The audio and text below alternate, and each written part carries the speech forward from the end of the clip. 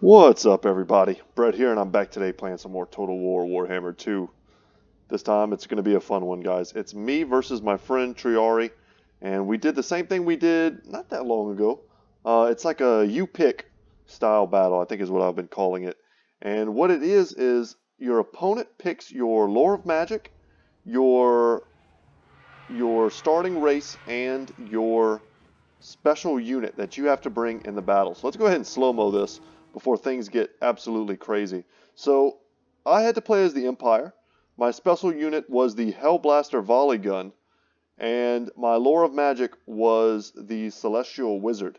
So I got actually a pretty standard Empire army here. Front line of swordsmen, kind of a great sword, armor-piercing line in case I needed it, in case there were Bestigors coming on the field. These Harpies here and this Vanguard deployment from the Beastmen is going to catch me completely, not off guard exactly. I've got Spearmen to protect my Hellblaster volley guns. I have Empire Knights in kind of a deeper reserve in case they need to plug up the front line or protect in the back line, but it's still going to shut down my volley guns for the time being. I've got Boris Todbringer since I couldn't bring any healing.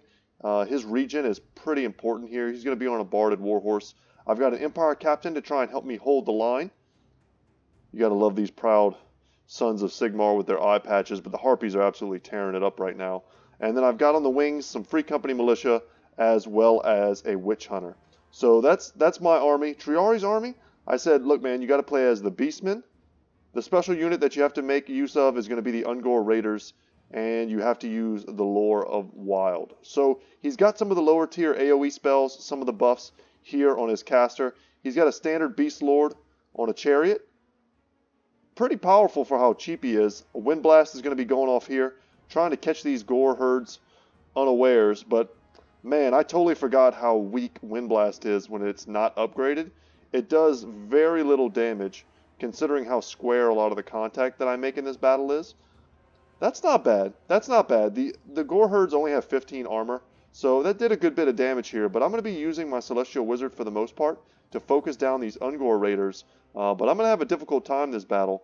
Hellblaster volley guns are nearly offline. My Witch Hunter here has his accusation. He's been shooting. He's got up to 8 kills already. And my Free Company Militia, I'm bringing them back in probably to help with the Harpies, if not to try and secure my back line against this huge harass here. The Gore herds with shields are going to crash into the front line. Here are the Blackhorn Ravengers. You can take a look at these guys. They are sick looking. They have perfect vigor, if I remember correctly. They also have stalk, rowdy, and yeah, so really strong unit. But this is probably the most dangerous part of the army here. The Sons of Goros, the Regiment of Renown, Great Weapons Centaur unit. Check these guys out. A little bit armored. They have 70 armor. They have Guardian, so if they get mixed in with the hero units, they'll have a good physical resistance buff that they can apply. But the throwing axes are probably what I was the most worried about. And I'm going to try and focus them if I can, and they're being escorted by some Chaos Warhounds. Probably in case of any type of cavalry engagement, you can peel them off and use them to protect your pretty fragile investment here in the Centaurs. So I have my Free Company Militia here turned to help gun down these Harpies. I'm trying desperately to secure my Hellblasters so that I can then turn and shoot into these Centaurs.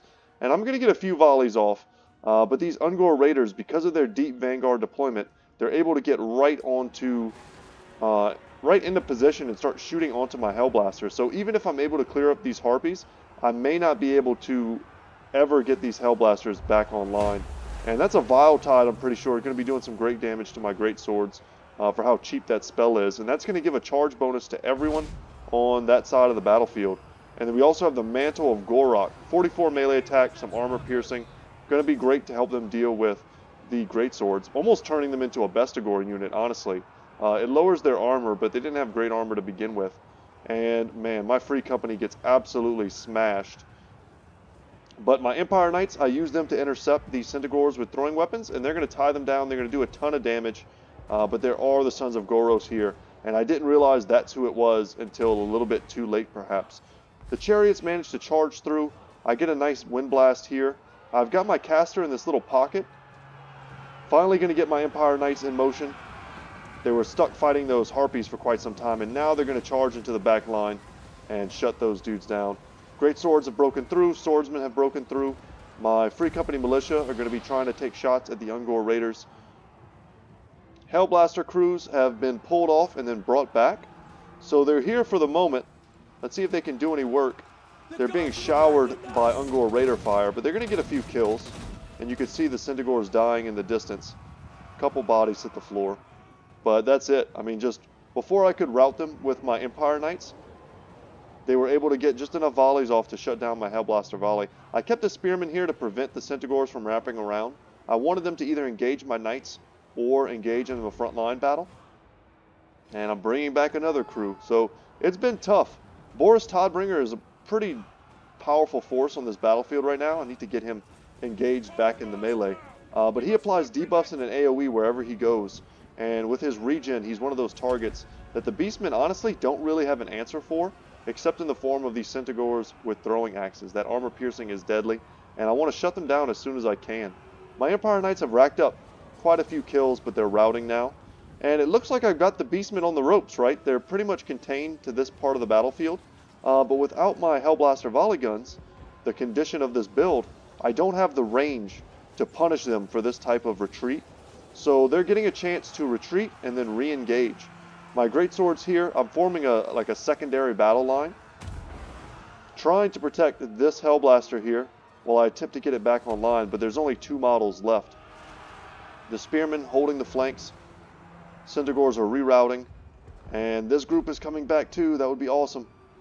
Couple more shots going off, but I have almost no answer for the Beast Lord and the Bray Shaman. I'm accusing him right now is lowering his stats, doing a little bit of damage. If I could wrap him up with a Spearman and get Boris Todbringer on him, pretty sure I can beat him down, but I can't stop 2 chariots. I need way more. I need something like halberds that can do that kind of armor piercing to knock these dudes down, because they still have 80 armor all told. And Boris Todbringer, like I said, is a beast. Getting great cast. Triari was doing a good job using his magic. And right into my back line, boom. Right through the greatswords from behind. Looks like none of them died. They all get back up, but that still did a ton of damage. And now Boris is going to get stuck, wrapped around these Chaos Warhounds. And he'll slay them, but I was trying to pull him out of here because I recognize the danger ultimately is in the Beast Lord and their caster. And some of my units that have routed, instead of routing backwards where I might have had a chance to bring them back into the fold, they routed towards the Ungor Raiders, and they're able just to shoot us to pieces. So the Sons of Goros are still quite the formidable force here. 112 kills on them. They've been chasing down units, no doubt. And yeah, with them as healthy as they are, we still have 2 groups of somewhat healthy Centaurs with throwing axes. I'm trying to use my Witch Hunter as a bit of a range tool, perhaps to force them in. I don't know if he's been nerfed. I feel like he was in recent patches. But you see how he shot there and killed 1 Centaur? There was a time where his bullets, he shot another one, where his bullets would cleave. I mean, they would kill 3, 4, 5, 6 units with a single shot. But I think those days are gone for the Witch Hunter. It looks like every time he shoots, he gets a kill, which is, I mean, that's cool and everything. Oh, these poor spearmen, they're not shielded. However, it's not quite the same. There's a beautiful wind blast here on a doubled up group of raiders. But you see, it didn't kill them. I needed an overcast there for heavier damage. And I think we would have killed quite a few models. And I could watch the Witch Hunter shoot all day. There goes another Centaur. But meanwhile, my spearmen are really paying the price. I can't advance. They can kite me all day long. The best thing I can do is hope that he uses ammunition on something like a spearman. Meanwhile, my greatsword swordsman can kind of exist and be buffed by my Empire Captain in this kind of pocket of leadership. And my Celestial Wizard, I put him on a horse just to give him some mobility in case of things like harpies. He'd have a chance to get away from them. And Boris being surrounded here is not the worst because I used it to bait this excellent wind blast. And because they're so damaged, that really did get us some kills. The Celestial Wizard up to 21 kills. And it did a lot of damage and routed off some of these units. But Boris applying those buffs, and we can kind of look at them even though it's a bit late in the game. Boris applies, this is his regen, but he also has Crush the Weak. So he lowers leadership, melee attack, and melee defense, as well as another 9 melee attack and speed from the White Cloak of Ulrich. So anywhere he goes, he greatly debuffs enemies. So I'm trying to keep my units together. The Witch Hunter can run and shoot. as well as shoot in a 360. And I'm having him right now try and focus down any Centaurs he sees. Probably should pull in the Celestial Wizard as well. I think I'm pretty low on magic at the moment. I may have enough for one more cast of something. Ooh, and that's going to clip my swordsman there. Does it get a few kills? I think it killed a few of those poor guys. A pretty healthy unit of greatswords here. 60 of them. And we've managed to trip up the Centaur. We've got him in a battle with a couple greatswords. 20 of them left. Oh no, the charge looks like tore them apart. 4 of them died as they charged out of the battle. But we're also being picked apart by the Ungor Raiders, who still surprisingly have a bit of ammunition.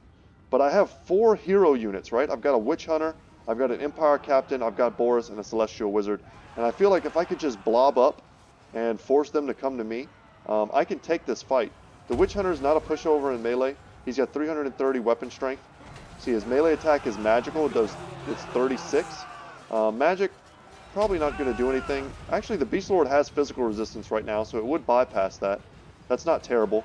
And I've applied accusation to him so that, you know, my Empire Captain, my Celestial Wizard, all of them could use their pretty decent weapon strength to attempt to put him down.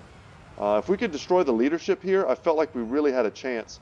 But here comes the Sons of Goros, and look at the buffs they're getting. Apocalyptic Vision, Mantle of Gorok, Bloodlust.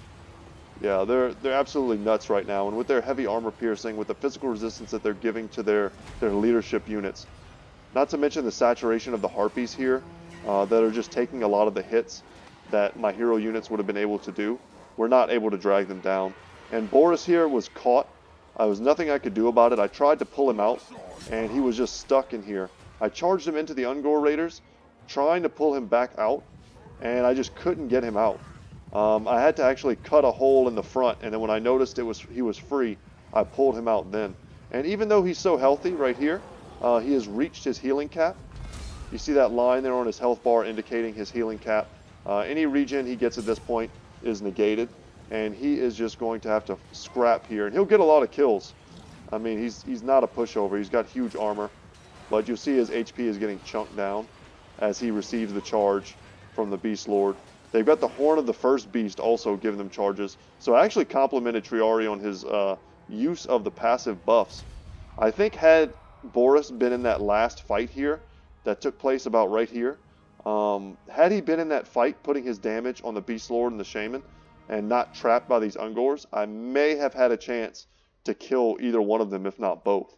But him isolated like that, for all that armor piercing, he just couldn't hang. So, really fun battle. The premise being, once again, pick your enemy's faction, pick their special unit, pick their lore of magic. Last time we had a blast with it, and he suggested we do it again, so we did. And we had fun with it this time, too. It was a good map. I thought I had good positioning. Leaving that huge crevice to my eastern flank, I thought was going to protect me from certain types of maneuvers, and I thought I was pretty much ready with all of my Empire Knights and my, Spearmen and Free Company Militia to protect my Hellblaster volley guns. But just the pure Vanguard deployment, the speed with which he was able to shut those down, I was able to get so little value. Had I deployed further back and tried to ignore that crevice as a tactical advantage, had I just deployed further back and kind of corner camped, if you will, I think I probably could have gotten, maybe 100 kills apiece on these, and it would have allowed me to not have to use my units like these Empire Knights and this Free Company Militia in such a kind of reckless way in the hopes of saving my Hellblasters. So, really fun mode. I recommend doing that if you have a friend that you like to play with as a challenge, as an added challenge to the games. And, I know he loves to play High Elf, so every time we do this, I like to pick a faction that I know is very unlike the High Elves. But he surprised me by being very good at playing the Beastmen. So, guys, thank you so much for watching. Once again, my name is Brett, and my channel is Goodtalk Gaming. Hope you stick around and watch many more of these in the future. I've got a new computer that's almost done. I'm waiting on just the power supply before I can assemble it. And once that happens, I'm going to be playing some serious max settings, full-on, just huge unit size games, and I can't wait. Yeah, stick around for that. We're going to be doing campaigns too in Total Warhammer, and I can't wait. I know there's some FLC coming. I think it's FLC. I know they mentioned that there's a Lord pack coming. For those of you who follow the Reddit and you follow the news for the game, just like a quick update if you haven't seen it yet, though. They finally released, I forgot what they call it, but it's just like a chart showing what they intend to release next. And it's been blank for a long time, or they haven't been updating it.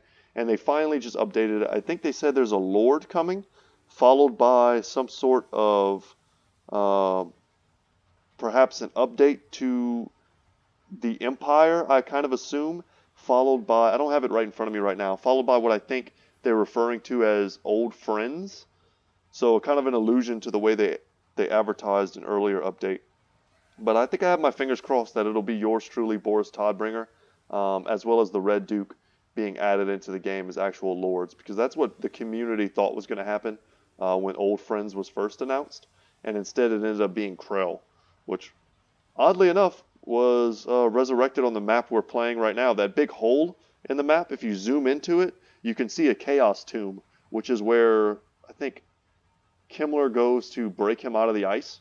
Anyway, a little bit of lore there at the end. But guys, that's it. Thank you so much for watching, and as always, y'all, I will see you in the next one. Take care.